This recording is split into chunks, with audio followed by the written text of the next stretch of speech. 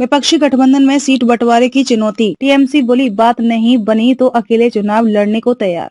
लोकसभा में टीएमसी के नेता सुदीप बंदोपाध्याय ने कहा कि स्थानीय कांग्रेस नेता सीट बंटवारे पर क्या सोच रहे हैं इसका कोई मतलब नहीं है, क्योंकि इनका अंतिम फैसला दोनों पार्टियों का शीर्ष नेतृत्व ही होगा। पश्चिम बंगाल की सत्ताधारी पार्टी तृणमूल कांग्रेस ने शनिवार को कहा कि लोकसभा चुनाव में कांग्रेस के साथ खुले दिल से सीट बंटवारे पर बात करेंगे, लेकिन अगर बातचीत असफल रहती है तो हम अकेले चुनाव लड़ने के लिए भी तैयार हैं।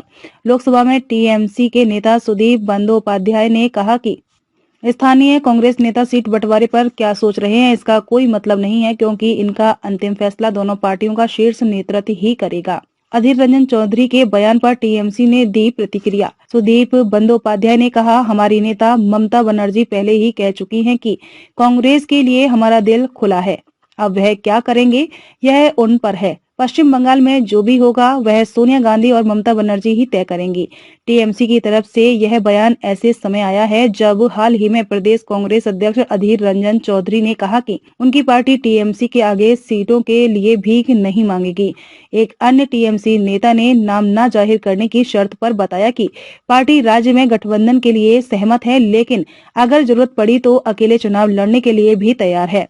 मीडिया रिपोर्ट्स के अनुसार टीएमसी राज्य की 42 लोकसभा सीटों में से 4 सीटें कांग्रेस के लिए छोड़ने पर विचार कर रही है। बंगाल में गठबंधन को लेकर संशय के हालात। पश्चिम बंगाल में गठबंधन को लेकर आशंका के बादल मंडरा रहे हैं।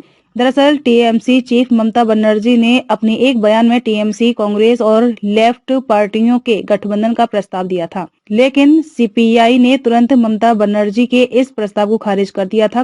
कांग्रेस के कुछ नेताओं ने भी इसकी आलोचना की थी। बाद में ममता बनर्जी ने दोनों पार्टियों पर भाजपा के सांठगांठ करने का आरोप लगाया था। उन्होंने कहा था, बंगाल में भाजपा को टक्कर टीएमसी ही दे सकती है।